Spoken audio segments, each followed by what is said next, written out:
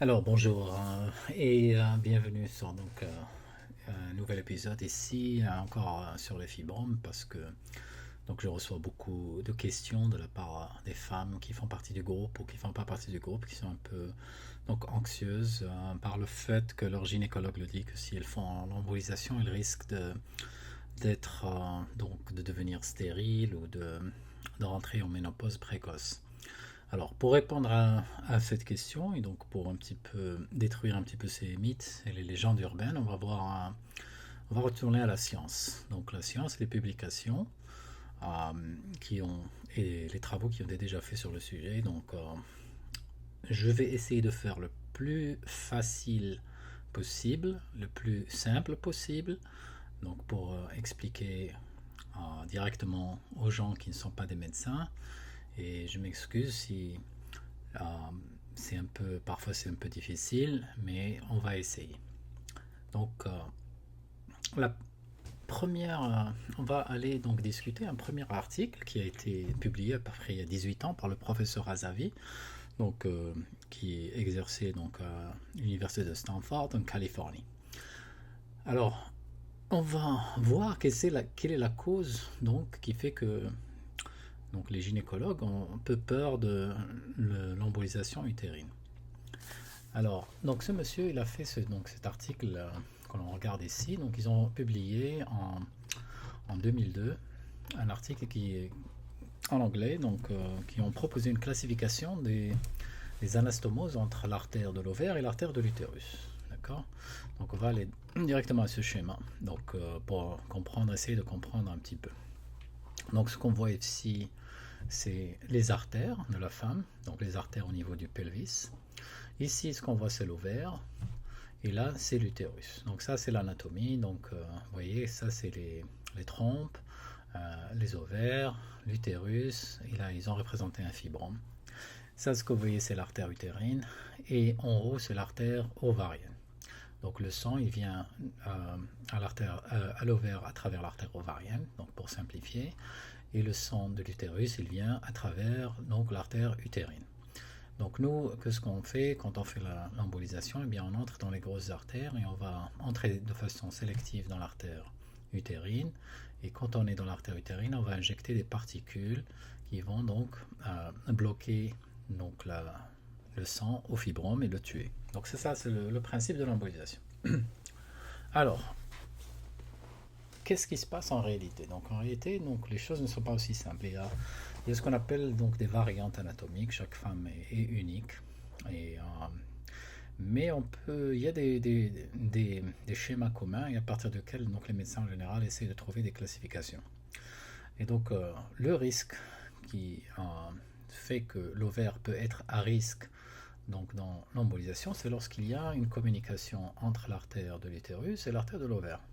Pourquoi? Parce que ces particules peuvent en théorie voyager à travers cette artère de l'ovaire et aller bloquer les vaisseaux sanguins de l'ovaire et causer ce qu'on appelle une ménopause précoce ou une l'aménorrhée.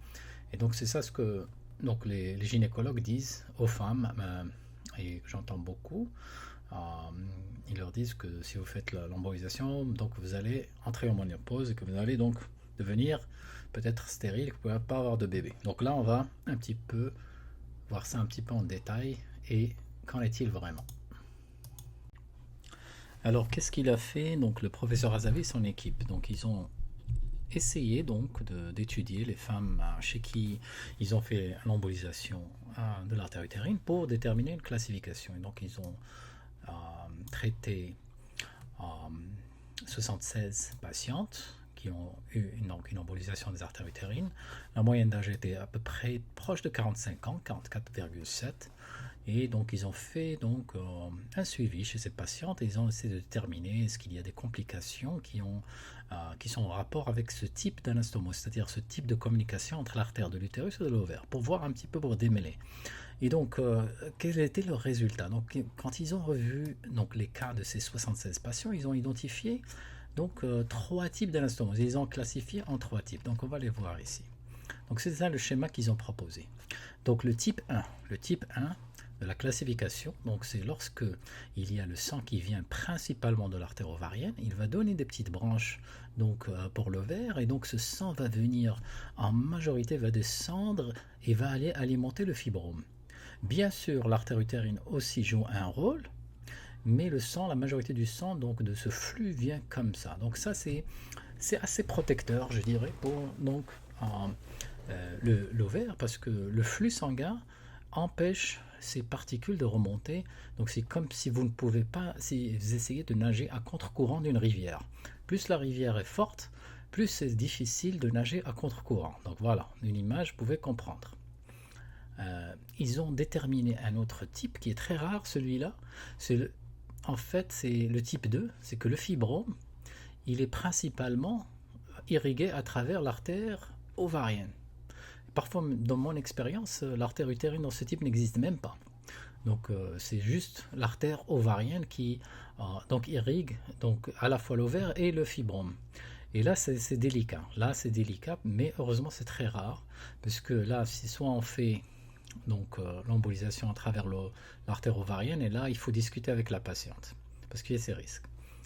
Le type 3, alors là, dans le type 3, c'est la rivière, le flux de la rivière, il est inversé. Au lieu de venir principalement à travers l'artère ovarienne, le flux vient principalement à contre-courant à travers l'artère de l'utérus et remonte. Il va donner du sang pour l'utérus et les fibromes. Il remonte, vous voyez comme la flèche, elle remonte vers donc l'artère ovarienne. Alors que le type 1, ça descend, c'est le courant normal. Ici, c'est le contre-courant. Donc vous pouvez imaginer que ici, oui, effectivement, il y a un risque. Il y a un risque pour l'ovaire, justement parce que donc, le courant emmène tout, non seulement vers l'utérus, le fibrome, mais aussi vers donc l'ovaire. Et donc voilà, c'est les classifications. Donc dans le type 1 de la classification, ils ont encore déterminé deux types, c'est le type 1A et le type 1B. La différence entre le type 1A, on va le voir ici. Donc ici, donc c'est ce qu'on appelle un type 1A. Ici, donc c'est ce qu'on a fait, c'est une artériographie donc de l'aorte pour voir l'origine de l'artère ovarienne. Donc là, ici, c'est les artères rénales, donc c'est les deux reins ici. L'artère de l'ovaire, eh bien, elle va naître juste en dessous des reins. Ah oui, ça vient au niveau de votre abdomen. Donc ça descend comme ça. C'est l'artère ovarienne. Et ça va aller jusqu'en bas au niveau de l'ovaire. Là, ils ont fait une cathétérisation sélective. Ça, c'est une artère ovarienne. Et quand on fait l'injection, on ne voit pas l'artère ovarienne, justement parce que le flux de la rivière, il protège l'ovaire. Donc ça, c'est une bonne configuration. C'est un cas réel. Donc comme vous voyez ici, donc il n'y a pas de pacification de l'ovaire, même si on est sélectif au niveau de l'utérine.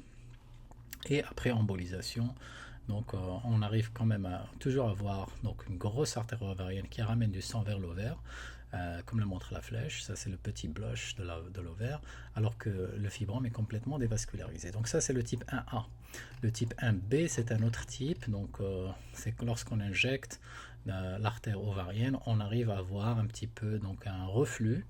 Alors le type 1B, il pose un petit peu donc le risque, il faut le savoir. Et on va voir comment on va faire, grâce à des techniques, comment on va protéger l'ovaire. Donc le type 1B, c'est on injecte à contre-courant et le courant va revenir du haut vers le bas. Il va laver donc l'artère de l'ovaire et donc ramener du sang vers l'utérus. Voilà, donc c'est ça les trois types. Type 1A, type 1B. Le type 2, c'est principalement à partir de l'artère ovarienne. Et le type 3, c'est le contre-courant. Il se dégage qu'à partir de cette classification, il y a deux types d'anastomose utéro-ovarienne qui sont un petit peu risqués. C'est le type 1B, dans lequel lorsqu'on injecte, on arrive à remonter, même si c'est à contre-courant, et le type 3, où c'est totalement à contre-courant. Donc ces deux configurations, je dirais, sont les plus qui posent un petit peu de risque, mais est-ce que c'est la seule cause de l'aménorrhée? Donc non, on va voir un petit peu quelles sont les femmes qui sont plus à risque. Toujours dans l'étude de Razavi, justement, on va juste voir ce qu'ils ont fait. Voilà, donc la proportion. Quelle est la proportion donc de ces configurations? Dans le type 1A, il était Voilà, donc ce qui est entre parenthèses, c'est les pourcentages. Le numéro de patients sur 11 patients. Les anastomoses étaient 13%, type 1B 9, type 2, donc c'était rare à 4%, le type 3 également n'était pas très fréquente. Donc majorité des cas c'était le type non, donc le type 1. Ici donc on voit un type 2 dans lequel les artères ovariennes sont énormes, sont très très grosses, très tortueuses, et chez ces patientes en général elles n'ont même pas donc d'artères ovariennes, d'artères utérines pardon. Alors quand le médecin trouve ce genre de configuration, alors ça dépend. Ça dépend de l'âge de la patiente, ça dépend de ses attentes, ça dépend est-ce qu'elle veut, s'il est en périménopause ou s'il est jeune, etc. Donc ce qu'ils font ici, c'est qu'ils essaient une embolisation juste à travers les artères utérines si elles sont présentes, et ils observent. Si ça marche au bout de 3 mois, ils vont discuter avec les patients de toutes les options. Si elle est en périménopause et n'est pas vraiment concernée par la ménopause, alors ils peuvent refaire, donc on peut rentrer faire l'embolisation à travers l'artère ovarienne. Et ici, donc, c'est possible parfois ce n'est pas possible à cause de la tortuosité de l'artère ovarienne. Ici, c'était pas très tortueux, donc ils sont entrés avec un microcathéter, comme vous voyez ici. Ils ont essayé d'aller le plus loin possible, le plus proche du fibrome qui est là, et d'éviter donc les artères ovariennes. Ici, donc, le type 3, c'est lorsqu'ils ont injecté au niveau de l'artère utérine, que vous voyez ici, donc l'opacification du fibrome, et il y a une petite opacification tardive de l'artère ovarienne à travers l'artère utérine, donc ça, c'est le type 3. Le type 3, donc, comment différencier du type 1B, c'est justement qu'il n'y a pas de lavage du contraste de l'ovaire, et donc ça persiste.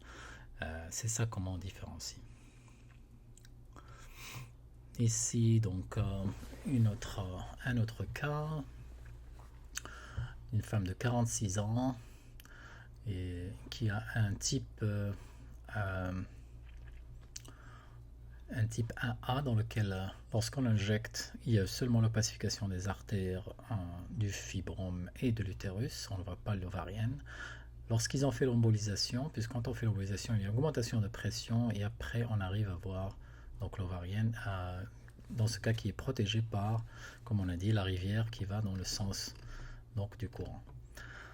Voilà, donc c'est ça le résultat. Donc le principal avantage de cette première étude, c'est de nous montrer un petit peu les différents types. Et donc ils ont fait la classification, et on va voir d'autres études qui vont essayer de déterminer la relation donc, entre cette classification et le risque.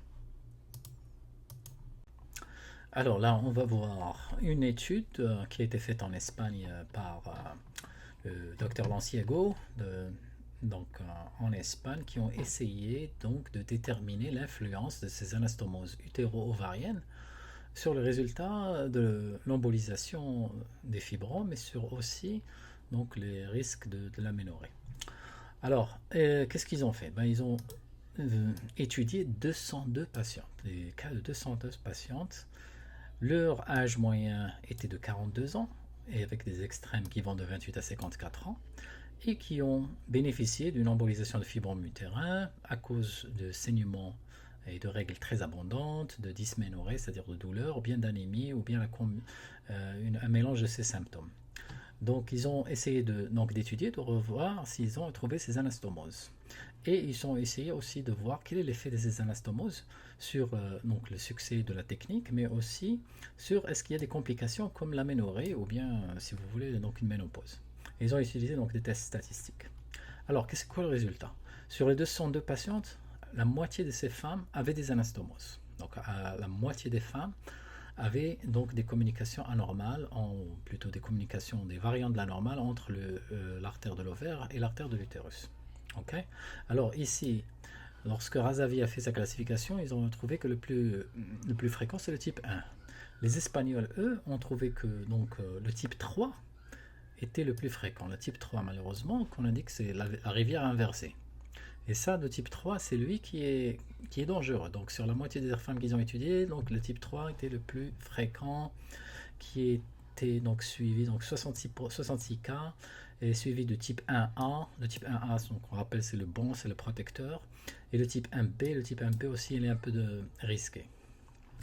Ils n'ont pas trouvé dans leur série le type 2. Donc le type 2, c'est le milieu, c'est là où il y a donc le sang vient principalement de l'artère de l'ovaire. Ils n'ont pas trouvé. Alors, combien de cas d'aménorrhée? L'aménorrhée a été rapportée chez 27 patientes. 27 patientes, donc après l'embolisation, il est suivi sur 5 années. 5 années. Sur ces 5 années, donc 27 patientes, soit 14%. 14%, c'est pas le total de toutes les patientes, c'est pas le 202, mais 14% des 104, c'est-à-dire de la moitié. Donc qui ont développé une aménorrhée à 5 ans. Et lorsqu'ils ont étudié ce groupe, seulement 3% de ces femmes avaient moins de 45 ans. C'est-à-dire que la majorité de ces femmes, non seulement avaient une anastomose dangereuse, mais aussi avaient plus de 45 ans. Donc l'âge joue un rôle.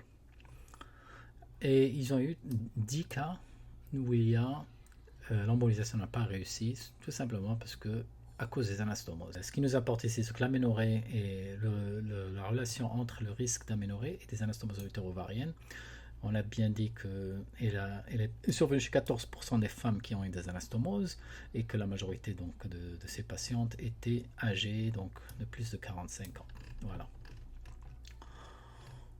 Là, c'est juste des images d'embolisation qui montrent le type 1B. Donc, après injection sélective dans l'artère ovarienne de l'utérus, on observe l'opacification de l'artère ovarienne. Donc, c'est un type 1B.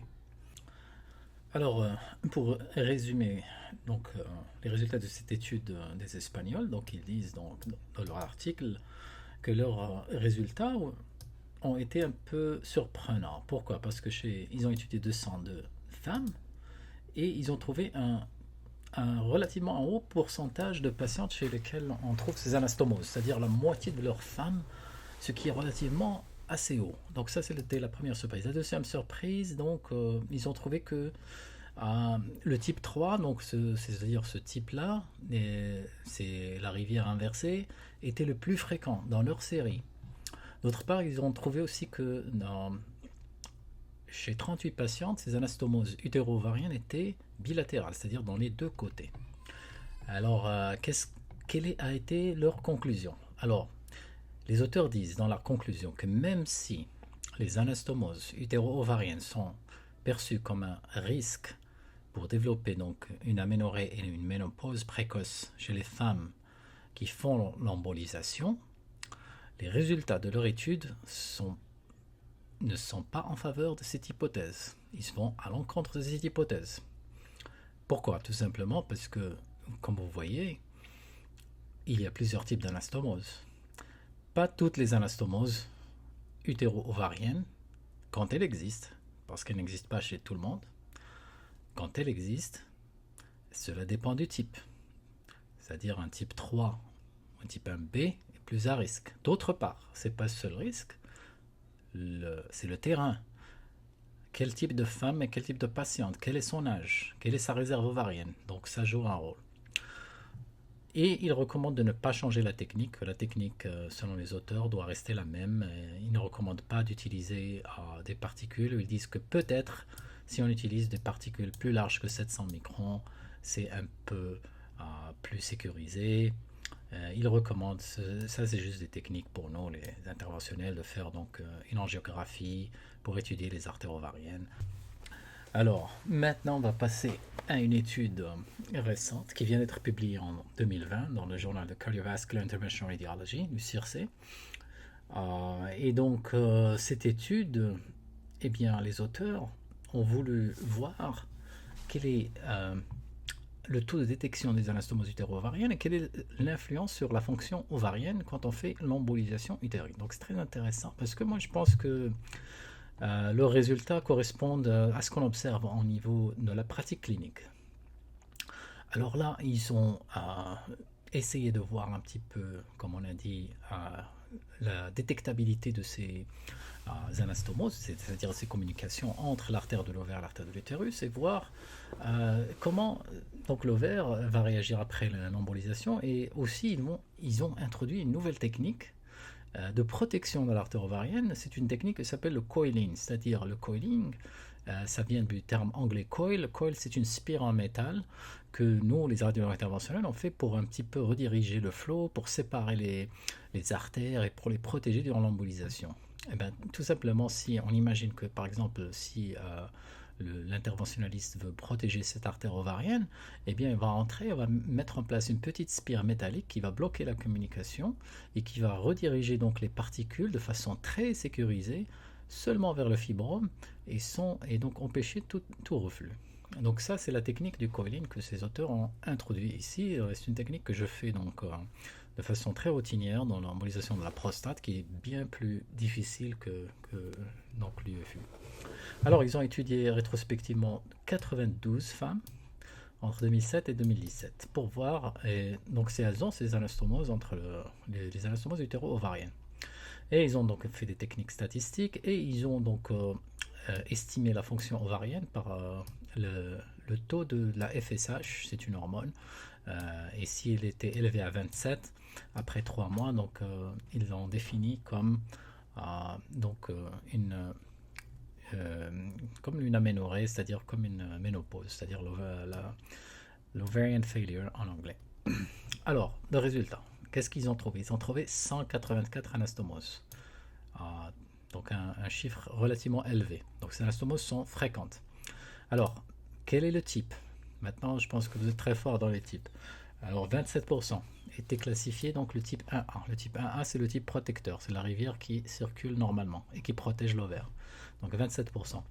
45%, un des types les plus fréquents, le type 1B, c'est-à-dire c'est une bonne rivière qui circule normalement, mais malheureusement il y a un petit reflux lorsque vous injectez l'artère utérine, donc il y a un petit risque dans le type 1B. 1% dans le type 2, donc c'est exactement, ça correspond à mon expérience clinique, c'est très rare. Le type 1, le type 2, c'est là où il y a majoritairement une artère ovarienne. Et 24%, à peu près le 1/4 des femmes ont un type 3, c'est-à-dire la rivière inversée. Voilà. Donc, majorité des femmes, heureusement, même s'ils ont des anastomoses utéro-ovariennes, ont les bons types d'anastomoses, c'est-à-dire les anastomoses protectrices.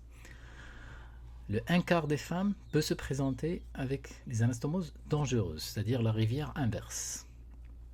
Et très très rarement les cas de figure où l'artère ovarienne seule donc va venir pour irriguer le fibrome. Voilà. Et donc c'est ça les résultats les plus récents. Alors qu'est-ce qui est arrivé après ça? Les complications, la ménopause. Alors la ménopause ou ovarian failure, l'échec ovarien, si on peut le traduire, elle est arrivée chez 6 patientes. 6 patientes, c'est-à-dire en proportion, c'est 7%. Et 7 patientes ont eu au moins un type 1B ou un type 3. D'accord? Donc on le sait maintenant, les anastomoses dangereuses, c'est le type 1B et le type 3. Et toutes les femmes qui sont passées en ménopause avaient plus de 45 ans. Donc voilà, on commence à voir un peu plus clair maintenant. Donc pas toutes les anastomoses sont dangereuses. 2 types d'anastomoses sont dangereuses chez les femmes en périménopause. Et donc le pourcentage est à peu près de 7%, si vous voulez donc faire simple. Très intéressant ici, ils disent qu'aucune patiente qui a eu la technique du coiling protecteur, c'est-à-dire on met un coil pour protéger l'ovaire, n'a eu une ménopause. D'accord? Donc il y a des techniques, même s'il y a ces anastomoses dangereuses, on peut protéger quand on peut. Très intéressant à noter, à nos chers collègues gynécologues, si la malade se présente avec un type donc 3, c'est-à-dire que l'ovaire dépend principalement de l'artère urine pour son irrigation, même s'ils font la chirurgie, il y a un risque précipiter la femme dans la ménopause. La seule différence que nous, les interventionnels, avant de commencer, on va faire une artériographie et une opacification de l'artère ovarienne ainsi qu'une opacification de l'artère utérine et étudier. On peut arrêter, donc si on voit ça, on a le choix d'arrêter donc la procédure, de ne pas terminer. Alors que le chirurgien, il n'a aucune façon de voir ça. Lorsqu'il ouvre, eh bien il coupe. Et il faut savoir ça. Quand les gynécologues vous disent que l'embolisation peut vous donner une aménorrhée, ils peuvent aussi eux-mêmes vous précipiter en aménorrhée. Ça dépend du type des artères ovariennes, ça dépend des techniques qu'ils utilisent. Voilà, donc je vais juste montrer quelques images. Ici, donc, c'est le type 3, le cathéter qui est placé dans l'artère de l'artère utérine, pardon. Donc, on voit la pacification dans la moitié de l'utérus. Et vous voyez ici l'artère qui communique et qui va, donc, à contre-courant dans l'artère de l'ovaire. Alors ici c'est assez simple, on peut naviguer, on peut mettre un micro-cathéter, on peut monter ici le plus loin possible et mettre un coil qui va donc bloquer et protéger l'ovaire. Donc ça, la technique de coiling est faisable. Ici c'est un autre cas où il monte une anastomose de type 1A. Le type 1A c'est le type protecteur, c'est même lorsqu'on injecte l'artère donc utérine, on ne voit pas l'ovaire. Et ça c'est très intéressant, là ce qu'on appelle le washout en anglais, c'est-à-dire que le sang qui vient de l'artère ovarienne, il va pousser les contrastes, ça veut dire qu'on arrive à voir la protection, le mécanisme protecteur. Ici, c'est un type 1B, c'est-à-dire lorsqu'on injecte l'artère utérine, il y a un petit reflux de sang et potentiellement ça risque, ça dépend comment l'interventionniste il travaille. Nous, lorsqu'on fait ça, on ne fait pas l'embolisation à partir du cathéter de base, on utilise un micro-cathéter qui va cheminer. Et dans ce cas, moi je pense qu'il est assez facile de mettre en place un coil protecteur. Juste ça va protéger l'ovaire des particules. Et aussi la façon de faire l'embolisation importante, il faut faire le suivi, il faut donc détecter ce reflux. Deuxièmement, il y a une autre manière, c'est qu'on peut utiliser des particules plus grosses qui ne vont pas peuvent pas cheminer dans cette petite artère là. Donc pour conclure, les auteurs dans cet article ont déterminé donc l'aménorrhée ou la ménopause précoce en mesurant le taux de FSH dans le sang. Donc le taux de FSH, quand cette hormone augmente dans le sang, ça indique donc une souffrance de l'ovaire bien avant qu'il y ait donc l'aménorrhée ou l'arrêt des règles. Alors, les femmes dans cette série qui sont passées en aménorrhée ont eu toutes des anastomoses dites dangereuses. Donc ça, c'est le premier message. Le premier message, ce n'est pas la technique elle-même d'embolisation qui entraîne systématiquement une ménopause, mais seulement certains types d'anastomose. Et ces types d'anastomose dangereuses, c'est, comme on l'a vu, le type 1B et le type 3. Le type 1B, je rappelle, était le plus fréquent malheureusement dans cette série, alors que le type 3, il touchait 24% des femmes. Ça, c'est juste un facteur. Le deuxième facteur, c'est l'âge. Toutes les femmes de cette série, toutes ont été des femmes de plus de 45 ans ou plus âgées que 45 ans, c'est-à-dire des femmes qui ont une faible réserve ovarienne. Donc quand ces deux facteurs s'allient, c'est-à-dire une anastomose dangereuse qui met à risque l'ovaire et un âge avancé chez une femme qui est déjà prédisposée à la ménopause, eh bien ça arrive dans 7% des cas. Pas dans tous les cas, 7% des cas. Voilà. Donc on a des chiffres, on a de la science. Il faut aussi dire à nos chers collègues gynécologues que en cas d'anastomose de type 3, il y a un risque. Moi je pense, je ne suis pas chirurgien, mais je pense que s'ils font une ligature des artères, ils vont mettre en péril et mettre en risque également la vascularisation de l'ovaire. Voilà. Alors la différence, nous, c'est qu'on peut arrêter la procédure. Si on voit un type 3 ou un type 1B ou un type 2, c'est une anastomose dangereuse, on peut stopper la procédure et on peut discuter avec la patiente ce qu'elle veut faire. Alors que le chirurgien, s'il ouvre, il va aller jusqu'au bout. D'accord ? Si on va un peu plus en avant Eh bien, les auteurs recommandent le coiling. Donc, on a des techniques qui peuvent protéger l'ovaire. C'est la technique du coiling, la technique de l'embolisation partielle.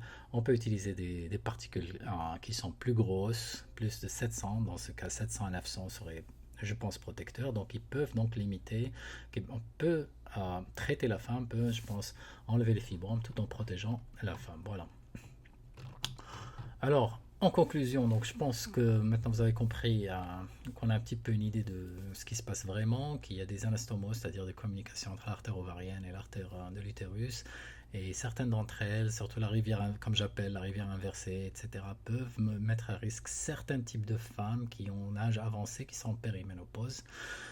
Il faut consulter un radiologue interventionnel qui s'y connaît. Malheureusement, je vais être franc, pas tous les radiologues interventionnels connaissent ce genre de données, ils ne sont pas tous experts parce que bon, l'embolisation des fibromes est perçue comme un petit geste et donc nos collègues ne le prennent pas vraiment au sérieux. Et donc il faut un radiologue qui s'y connaît et qui connaît les techniques de protection, qui connaît les données donc, de la littérature pour discuter avec la patiente. Et donc voilà, donc je pense que on comprend maintenant que ce n'est pas l'embolisation. L'embolisation est une technique qui est sécurisée. Quand les anastomoses n'existent pas, il n'y a aucun risque, il n'y a aucun problème. Pour les femmes jeunes, elles sont moins à risque. Pour les femmes qui sont bien sûr qui ont un âge avancé et qui ont une anatomie particulière, oui, il y a un petit risque. Le risque n'est pas zéro, mais le risque n'est pas, il ne faut pas l'exagérer. Et le risque, comme vous avez vu, aussi existe dans la chirurgie. Donc voilà, j'espère que ça a été instructif et j'espère que j'ai répondu à la question. Merci.